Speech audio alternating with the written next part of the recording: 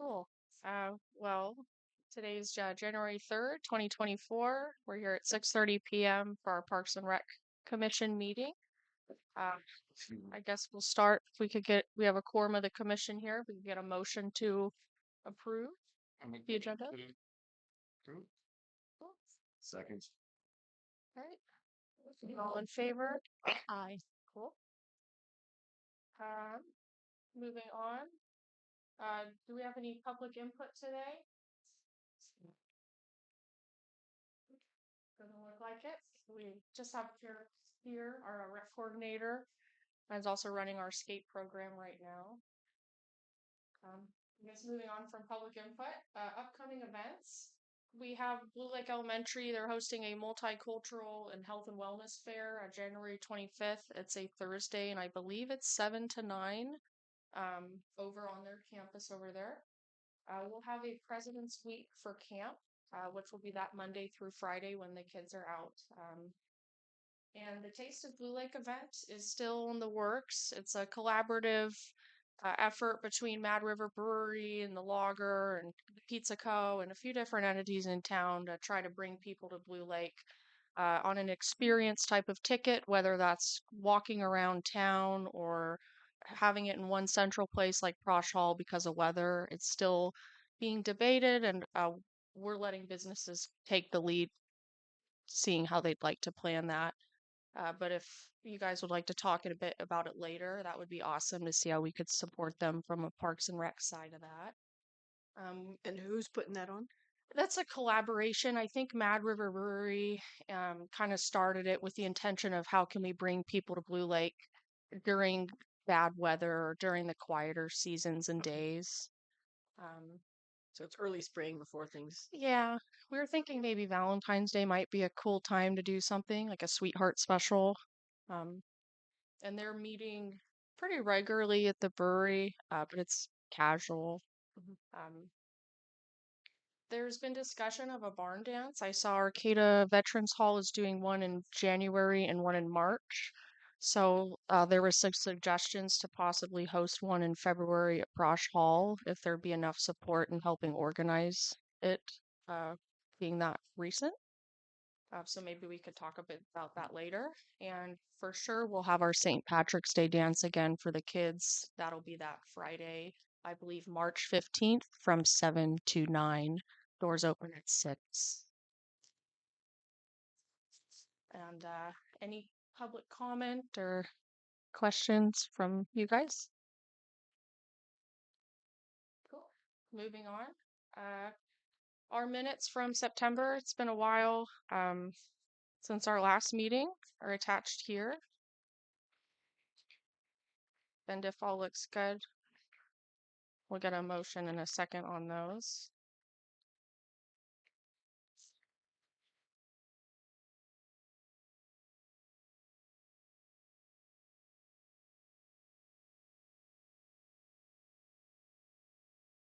The motion to approve the minutes. Okay, I second that. great. All in favor? Aye. Any public comment? No? Okay. Moving on to item number 6, we have 2 vacancies still. And the next page in the packet and attached online is our application. We've heard there might be some interest in a few community members that may put an application for council to review. Those will be due January 17th, that Wednesday by 4 p.m. when City Hall closes. And you can drop them in the Dropbox or hand them to our front office staff there, or go ahead and email them, whatever's easiest for people. I do have a question about that. Yeah. The uh, applicants need to be a resident of Blue Lake, or can they own or work in Blue Lake, own a business or work in Blue Lake? Elise might be able to correct me, but I think if the majority of the commission lives in Blue Lake, then 2 people can work or live outside a certain radius, but you might have more clarification. Well, I on have that. to look it up. I think for several of the commissions, Yeah. as long as I think like you say is a The majority, majority. but I think different Mhm. commissions have different limits. I'm Mm-hmm. not sure that it's completely equal across the board. So all three of you live within city limits, right? Mhm. So for sure, at least one person could be Okay. outside of city limits, as long as they are within the sphere of influence, which is within 3 miles of city hall, or work in town. Perfect. There you go. And maybe two. I'm not sure. I'd have to look it up. It's in the Cool. municipal code. Yeah. If they need any help or need a printed application, those are available or emailed. My email is parksdirector@bluelake.ca.gov. Or you can call and the city hall can help you. Um, any comment on that further? Cool. Moving on through item number 7. This was our community survey. It originally started back with Nathan Saylor in 2018 or 2019. It's kind of limped along the way, and been put out once. And by the time I think they compiled all the results of it, it had already taken they needed updated information. So it would be nice to put this out again. And I don't know if it printed in color on here, but there was some corrections I made for your guys' suggestions on the notes. Yeah, mine isn't in color here. Some of it was with asking if community or residents have seen vandalism or graffiti within our parks. Well, when was it? When did it occur? I changed some of these over here in different amenities or facilities or programs people would like to see because we've those or they've already come to fruition. I've added a couple more kind of general whys or what happens, because there wasn't a lot of space for comment on the previous one. So there's a few more lines here. I'm trying to see what else. Do you guys see any other changes? Mine's not yellow here. Okay, so there's Yeah. other changes. You said trail fitness stations, Cola Boulevard, and under Yeah. and yoga classes.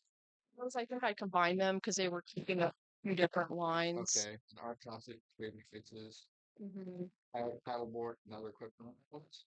Hmm. Cooking classes, Maybe with the new kids in there. okay, fishing and tackle shop, and the final one is that section is Mad River self improvements. Mm-hmm. And other than that, and pot, the green thing. What new events would you like to see in Blue Lake? I think that's a new question as well. Okay. And if there was anything else people thought to add or change. Yeah. I'm just kind of like trying to get the understanding of this. So people are going to answer this, depending on what they say, we're going to try to raise money for the top things that the okay.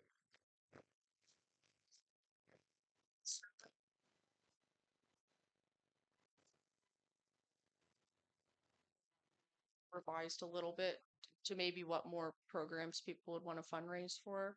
But overall, I think the surveys to get a good feel for our community's needs assessment and where we should go as a department, instead of just throwing spaghetti at a wall to see what sticks. We have so many people coming with cool things like archery, blacksmithing, but if the community's not interested in it, we don't want to go down any paths that aren't going to be fruitful for I guess I'm just wondering how would we, I see what it says down here. So would we, whatever they say is a fundraising idea would be what we'd go with, or I guess the the hurdle that jumps out to me is going to be how do you raise money for any of these things? They look like great ideas, but I'm just not sure how would the city, how does Parks and Rec fund these things? Well, first, I guess, figuring out what do people want and what are they willing to support. So, like the kind of the bike park, we figured B&B had a member there that was a pro biker and has got behind a lot of the funding there. Um, but figuring out what other projects, like the pickleballers, are taking on repainting our courts because the lines need to be redone. So, finding little niches in the community where people could help us out. funding wise too, funding can be tricky. So kind of what grants they'd like staff to go for too. Mhm. The state of California opens money here and there, and it'd be nice to have some direction where to focus our Right. time. Gotcha. Is it? I'm just curious. It's kind of within the genre of the question. And like, where does most of the funding for Parks and Recs come from? Grants? I'd say grants in the general fund. Mm. At least as I've been told, it's never really been a strong revenue generator. Mhm. Last year we did see some crazy numbers that really weren't ever typical of what we've seen at least pre-COVID in that time. But think the buzz of skating has fizzled out. We're seeing the numbers spike again with the weather being so bad. But things like that, and I think the goal is to have skating become profitable in a larger margin than just kind of breaking even right now or being slightly profitable. So the funds that are generated from different events like skating Mm-hmm. or renting facilities or whatever, does that go to funds for Parks and Rec, or is that dispersed among just out to the general funds? I'd have to check with Scott because they kind of do that more on the internal end of how it gets. But I know that like grant money stays within that allocated Mhm. purpose, and things with labels on it have to, stay justified. And then, you show explanation for the spending and using those dollars and how that fits within Scott's budget when they work with council and everything. Um, and Vicky's kind of the master coder over there. Yeah, I think everything that Parks and Rec generates is going to stay with Parks and Recs essentially, because um, there are some grants that are specifically for Parks and Rec, so they can only be spent there. Um, and then anything that's generated, it all goes through the general fund. Parks and Rec is supported by the general fund.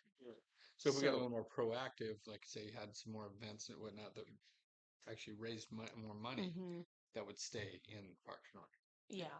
yeah, I mean it's going to go into the general fund, but Parks and Rec is, I think, essentially fully supported by through the General general fund. So and so any money that Parks and Rec generates, it's helping to offset some of the expenditures. But I don't believe that we're anywhere near Yeah. being able to be flush. I mean, like Right. maybe if you isolated the skating, if you Exactly. did a financial analysis of skating, you could find, oh, look, we're just flush over here. Right. Or you know, if you figured out how much money went into the commercial kitchen, and then you could extrapolate from that how many years of renting the kitchen it's going to Mm-hmm. take to pay Right. that back.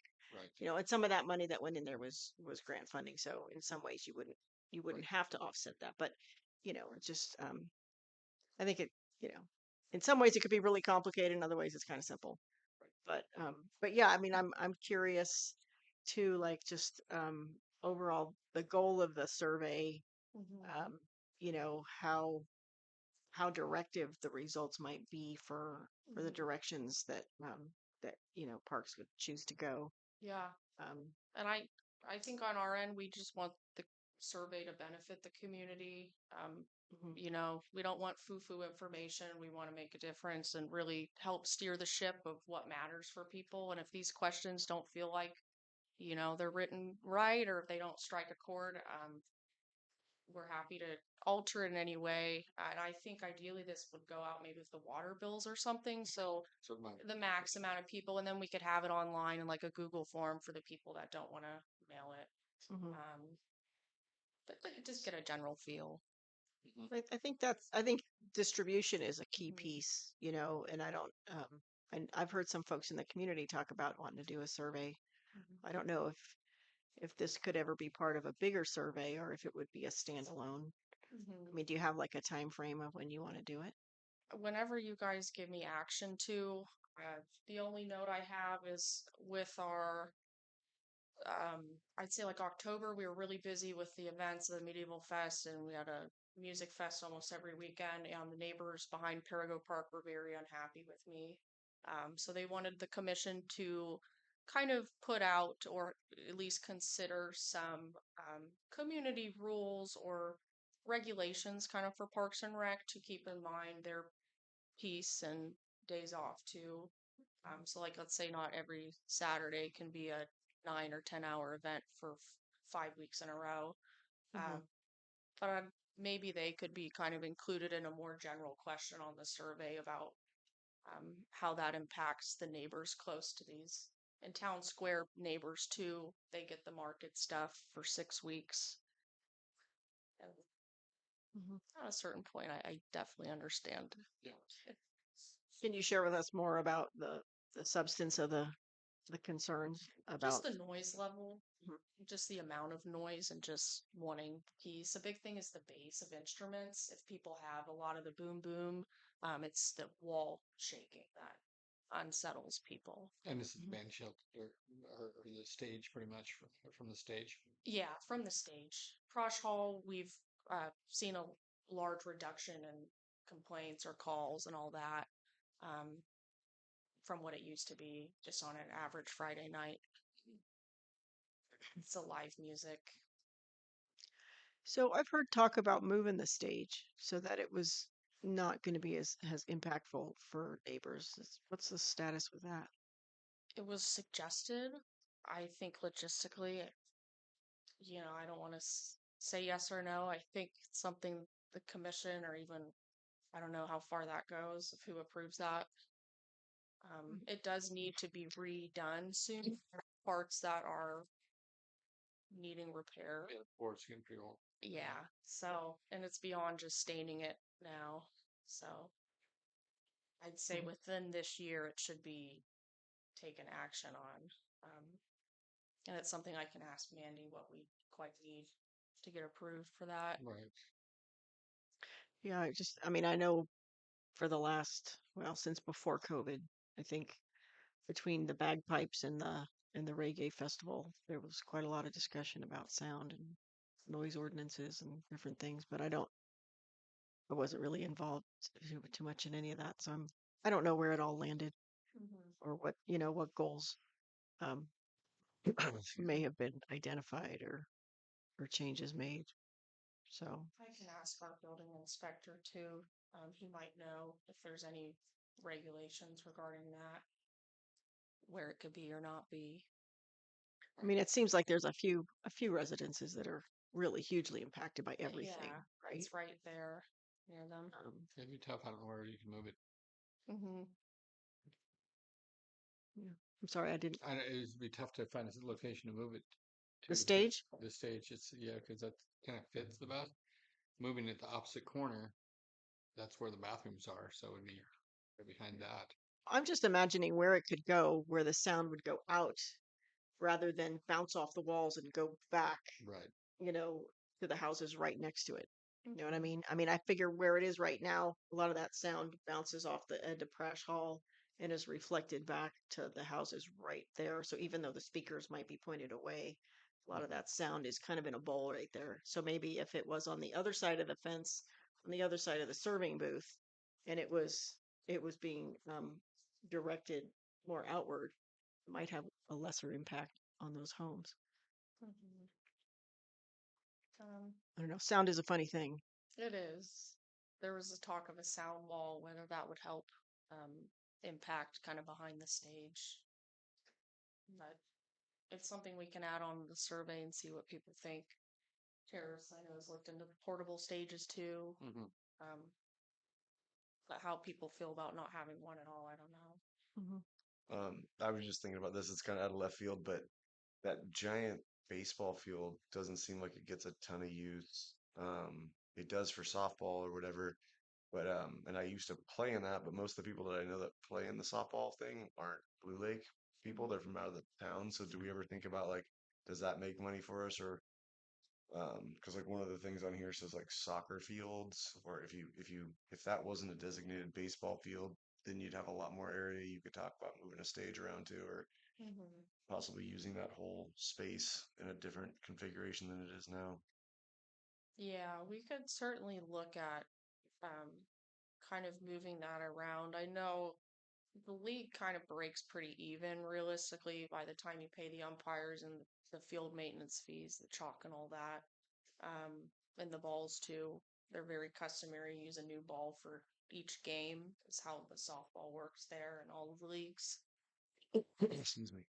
But as far as using, we could consider it. It's how long it's also ran to. I think they're in their 20 or 30th year, somewhere in that decade now, to where it's a lot of the old timers. And if we could find a compromise and be able to keep both, that would probably be the best.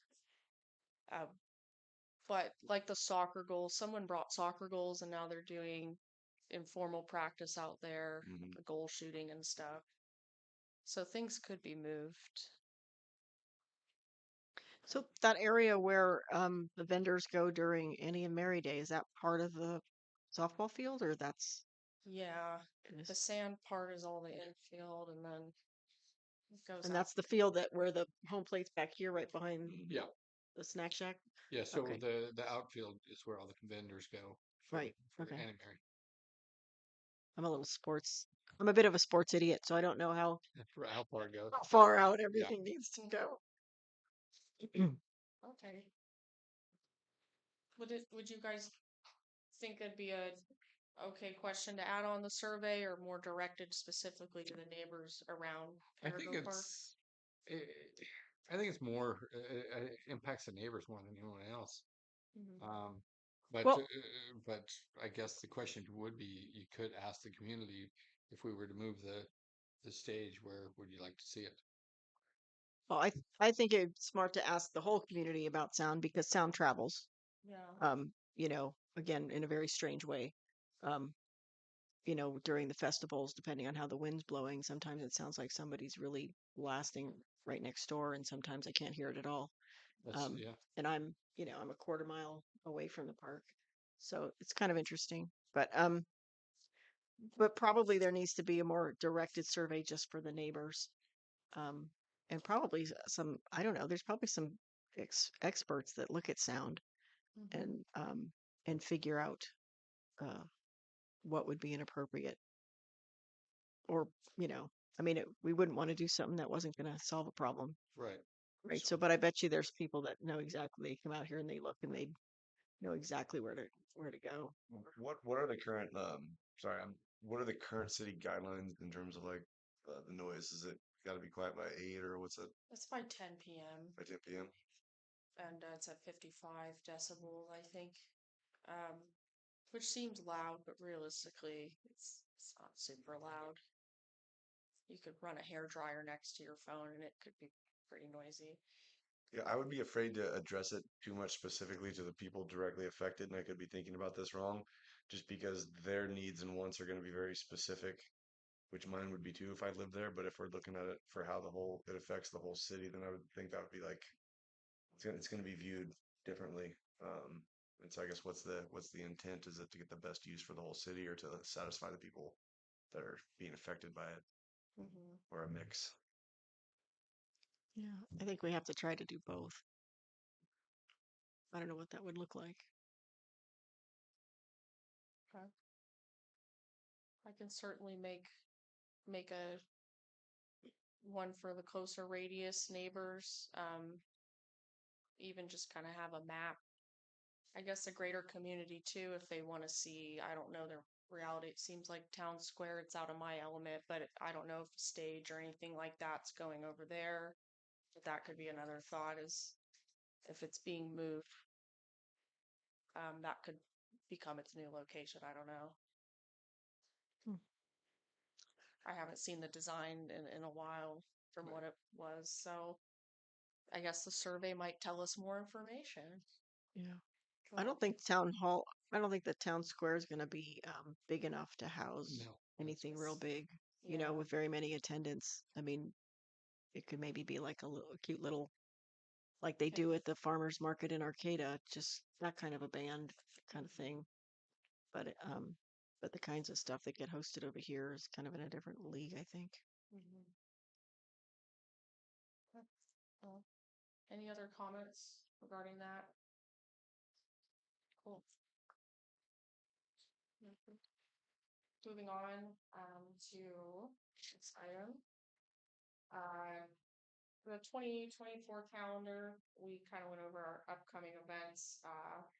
but we've done with all the holiday festivities, and I've included some of the flyers of events in the last month and a half. We've done um, our holiday dinner, the parade, um, the tree lighting, the horse tour, and so forth, in different parts of the community intermingled in those events too. And we had the toy swap and things like that. Um, caroling, holiday thing at the Grange, breakfast. I was curious if there was any feedback people wanted to give here of what they thought. Any direction, things you like, things you didn't like. It's all very helpful going into next year, especially with the small crew, how we could be more efficient in planning and our resources. Well, unfortunately, I wasn't here for any of the events. I was traveling on almost every one, but I heard great things about all of them. So it's like people are like, "Oh man, you should have been there. It was great." Oh, You dropped off an item, On my way up, the largest item that's right. for the Winter Wonderland. So thank you for that. You bet. You bet. Just warm. Oh, the big giant fire pit. Exactly. So what kind of feedback did you get from the participants and stuff? I know, well, Justin, I know for the dinner, we were really late with our music and figuring out Georgia needed a speaker over there for the holiday dinner. And so I said, hey, Justin, can we get your speaker, very short notice, like within probably a day or two. And that wasn't very nice of me. But things like that, to just not have to put other people in a pinch or, hey, do you have a pop-up or snow machines? Mhm. Then just the overall experience of, you know, being on the planning side is a lot different than attending an event. Sure. And Oh, then you. Oh, sorry. we might think there's a lot to do, and people might not view that, or vice versa. Mhm. And you had a food truck drop out last minute, right? We did. So we subbed in Blue Lake Pizza Co., and it seemed like they did great. They sold out of dough, and the other truck, I, they seemed to do well. Yeah, Everyone, yeah, happy. the holiday market, Cheris was in charge of that, and you want to say anything?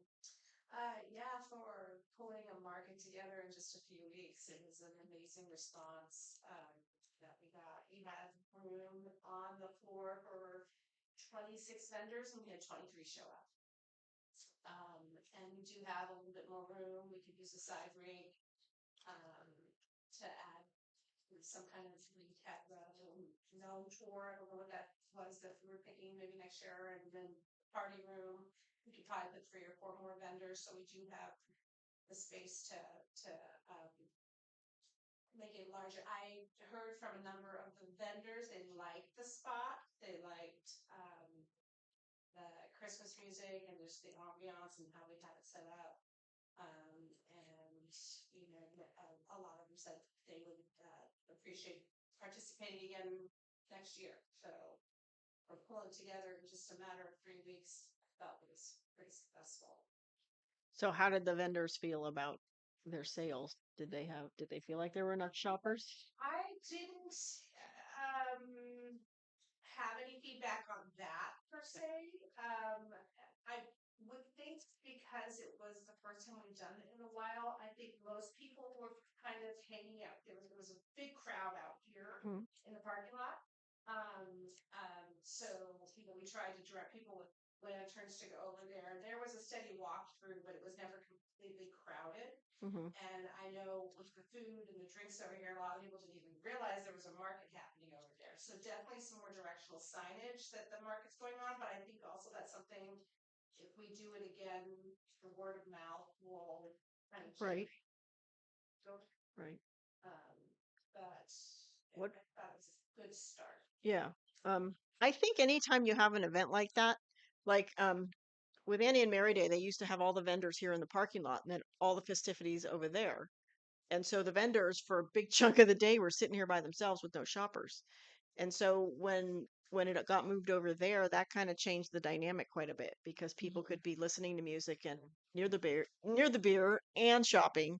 So I think that that trying to centralize, keeping everything kind of in the same place, like Like I think it's really sweet that the horse stuff is over here, but at the same time that draws people away from the center, and it and everyone's going to listen to the horse stories, but maybe those, maybe we could put the horse stories in the park so that so that all the traffic is like between City Hall and Prash Hall, and so everybody's in a big circle as opposed to getting so spread out, and that it's a lot easier for people to go shop, and people can be doing something, they can be hanging out at the fire pit, and then they can just take off for 5 or 10 minutes and go into Prash Hall and shop a little bit or something like that.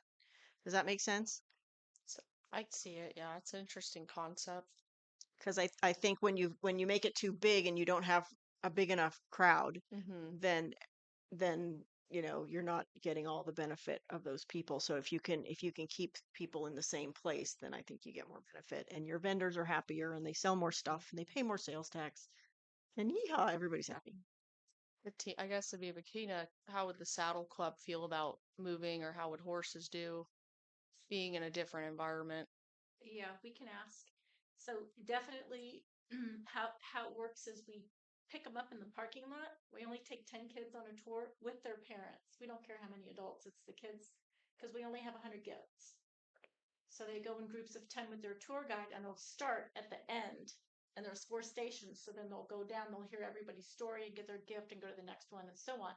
Then we bring their tour guide, brings them back to the parking lot to see the famed Rick Willis in his Santa suit, welcoming them back and saying a few words and having some photo ops. And then we always tell them the library is open, and then we, you know, invite them to go up to the library.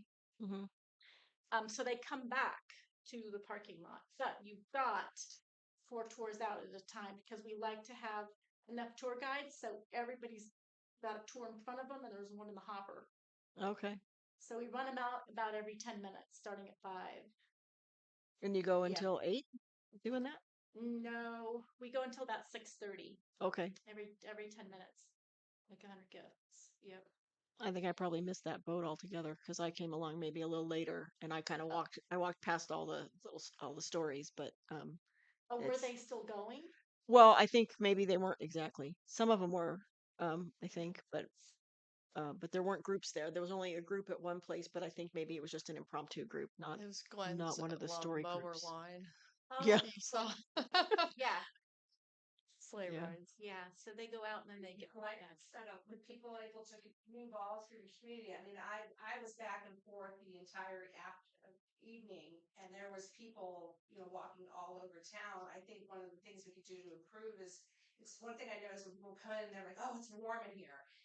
So maybe having a satellite beverage station over there, or potential another option for food so people can come kind of get warm, would be a way to kind of, not have such a long line at the one food truck that's here, so we can kind of spread things out. So there is food here, there's food there. But I thought that the way we had it set up with the different three areas, it made it, very, it was just festive to me because people were walking all over. So Hmm. I think we have a lot of room to improve. And I thought it was a great turnout. So, I'm looking forward to what we can do next year with what we started. If you want to share your pageant and or talent show idea as well, like for Oh, the entertainment aspect. yeah. We definitely did not have time to pull that together, No. because that takes some time to invite other schools to come, because everybody prepares something for the holidays. Every school does, and every group that teaches dance or whatever, and they like to have places to go to do a little bit more than just at their school for their family. So they like to take it on the road. So if we had more time, we could get more schools to sign up for half-hour slots or whatever, because it takes a bit of time to load in, get organized, do your 15-minute thing, and then go off. And that would bring a whole bunch of different people It would. Yep. from different groups to the community. And then in the olden days, they used to have um, like a snow queen, a winter wonderland snow queen. and it could be like an adult and a junior and then a little child, and they could get their little sparkly crown and take pictures with the littler kids or have jobs like at some point during the year they come to the library and they read horse stories to the children. That's one of their jobs. Another one of their jobs could be in the Annie Mary Day parade, they ride in the front car, that one with the top off or whatever that lead car is that has a, what do you call that, rag top? So there's some jobs, there's like some community stewardship that goes along with that. And maybe they get their picture taken and it goes in the Parks and Rec wall and they have, somewhere to take their family to say, oh, look, here's my picture. Or maybe they get a pass for their family to come skating. Maybe that's what they get. So it's a competition to see who's going to be the snow queen kind of thing? No, it's a costume contest. Oh. It's, or whatever. So however it's just the idea Hmm. of it to bring some pageantry to it. Sure. Because, how many kids have dress up clothes that they wear once?